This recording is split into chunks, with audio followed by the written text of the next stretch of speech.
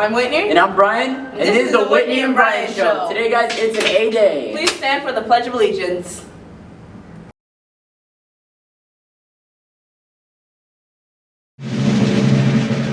I pledge allegiance to the flag of the United States of America and to the republic for which it stands, one nation, under God, indivisible, with liberty and justice for all. Good morning, students. It is a great day. Do you know why? Because I have no co-workers with me, just me. Today is Wednesday, December 7th, and now it is on to our monthly pillar. Today for our monthly pillar we have, you cannot do kindness too soon, for you never know how soon it will be too late. Ralph Waldo Emerson. Now it's time for our weather. And today for our weather, it will be cloudy with a high of 80 and a low of 72. Now it's on to our delicious lunch. Today for our lunch, we will be having my personal favorite, orange popcorn chicken with white rice and carrots. Now it's time for our student news.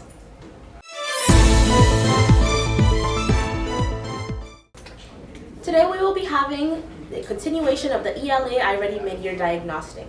There will also be an EOC retake makeup for high school students only. Tomorrow is the 7th and 8th grade Washington, D.C. trip payment. Same for seniors who will be going. Tomorrow is the deadline, so don't forget to pay. Remember, high school students, ESA's homecoming will be January 28th. It is $85 per person, and the theme is Masquerade Ball. If you would like to bring an extra person, you must fill out the forms, and payments are now online. We are not accepting cash. If you have any questions, please contact Ms. White at bwhite@esa.net. Now it's time for Club News. And now, it is time to announce our winners for the ELA and Math iReady competition. For 6th grade ELA, most lessons passed, Sarah Urea. 6th grade, hardest worker, Andres Rodriguez. Yeah. For grade 7, most lessons passed, George Jerison. 7th grade, hardest worker, Zamara Correa. And now, grade 8, most lessons passed, Isabel Bach. Hardest worker, also 8th grade, Sofia Cherkasova. Yeah. And now for math. 6th grade, most lessons passed, Isabel Chaparro. Also 6th grade, hardest worker, Jocelyn Marin. 7th grade, most lessons passed, Simona Tervosky. 7th grade, hardest worker, Sophie Korch. 8th grade, most lessons passed, Artem Tachekno. Also 8th grade, hardest worker, Nadia Sullivan. Congrats to all of our winners. Yeah!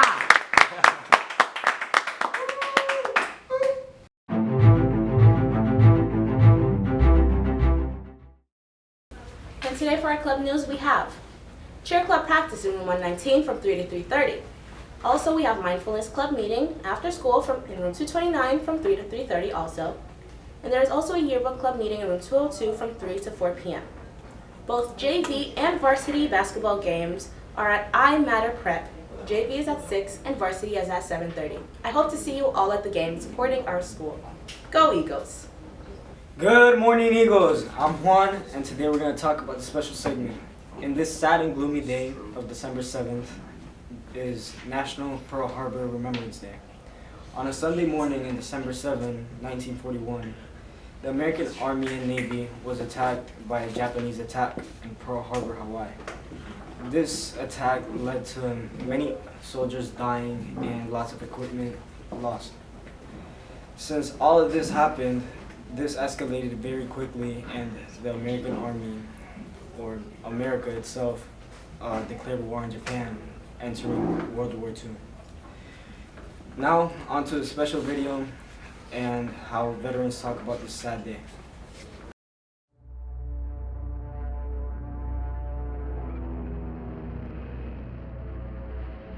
On December 7th, 1941, the world changed. Very quickly you realized that this was a normal situation. The Japanese was attacking Pearl Harbor. The air was filled with all kinds of smoke and debris. The noise was unbearable. The planes were so thick, looked like they might fly into one another even. The Japanese had everything planned. They were after the battleships and the aircraft, and that's what they got. There was a total of 44 torpedoes dropped that morning. Inside of 20 minutes, the Oklahoma was over on her side. We took the sight cap off the periscope. Bam! There went the Arizona. The second attack was an hour and 15 minutes later of 167 aircraft. It's a sight I'll never forget. I watched the Arizona, the West Virginia, the Tennessee, the Nevada, California, Utah, all engulfed in smoke and flames and all sinking. It was chaotic. Guys hollered for their lives. Oil from the destroyer came on top of the water, caught fire, so it had flames all around us. The fire from the Arizona was so intense. These guys that fell over came up, got the film on their bodies, were like human torches. The fireball went about 800 feet in the air and just enveloped us. I got burned over about 65% or 70% of my body. We seen men jumping off the ship into boiling oil and water, trying to make it to the beach. There was a body in the water. When I pulled the guy's arm, it came off. Well, of course, that scared the living daylights out of me. I saw these bodies lying around. So the first run, I turned him over, and the back of his head was missing. I wasn't prepared for that. I still, to this day, have memories of those bodies we pulled out of the bay, but all of them was oil soaked, and it left a real bad memory. Tears came to my eye because of the destruction of the ships and more important, the lives that were lost.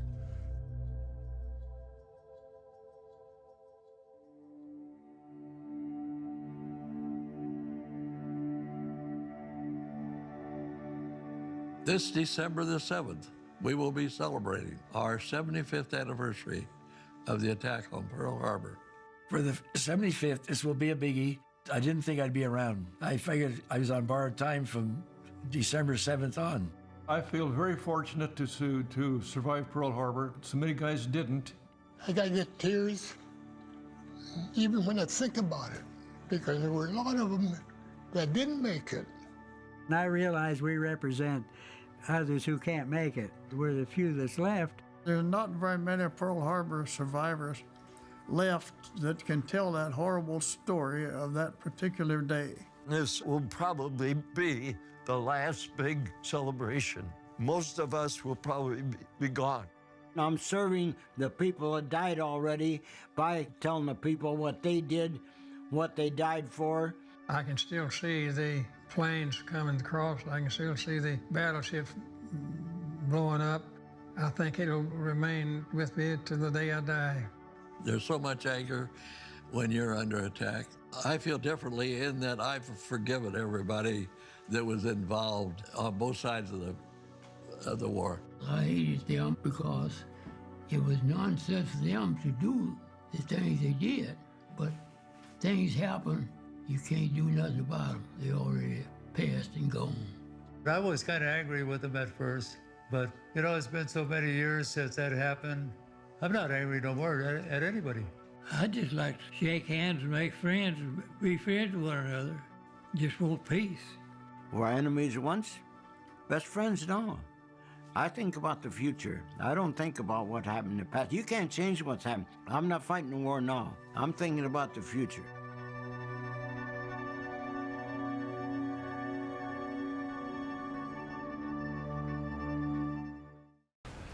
And that's all for today's News Eagles. This is Whitney. I'm Brian. And we're signing out. Until next time.